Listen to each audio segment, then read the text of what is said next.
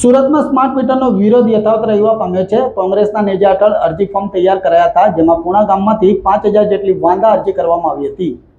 સુરતમાં સ્માર્ટ મીટરનો વિરોધ જોવા મળ્યો હતો। સ્માર્ટ મીટર મામલે શહેરમાં ધીમી ગતિએ લોકોમાં રોષ જોવા મળી રહ્યો છે, ત્યારે પૂણા ગામની વિવિધ સોસાયટીમાંથી આ મામલે વાંધા અરજીઓ કરવામાં આવી હતી, જેમાં પૂણા ગામના લોકોએ ભેગા મળી 5000 જેટલી વાંધા અરજી કરવામાં આવી છે।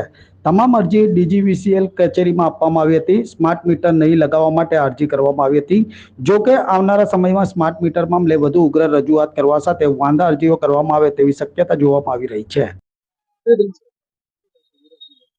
આજરોજ કાપોદ્રા ખાતે દક્ષિણ વીજ કંપની જે આવેલી છે ગુજરાતની, અને ત્યાં સમગ્ર ગુજરાતની અંદર જે સ્માર્ટ મીટર લગાડવાની શરૂઆત થઈ અને જ્યાં જ્યાં સ્માર્ટ મીટર લાગ્યા ત્યાં લોકો છે એ ત્રાહિમામ પોકારી ગયા છે આ સ્માર્ટ મીટરના બિલોથી।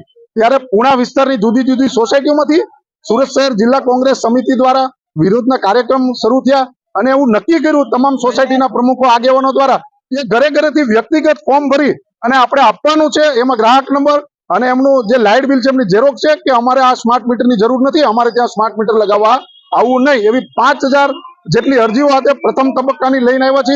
આવનારા સમયની અંદર બાકીના જે ગ્રાહકો છે, બાકીની જે સોસાયટીઓ છે એ લોકો દ્વારા પણ આ જ રીતે આ સ્માર્ટ મીટરનો વિરોધ કરી બાયકોટ સ્માર્ટ મીટરના હેશટેગ સાથે આ કાર્યક્રમ આપવામાં આવશે અને અરજીઓ આપવામાં આવશે।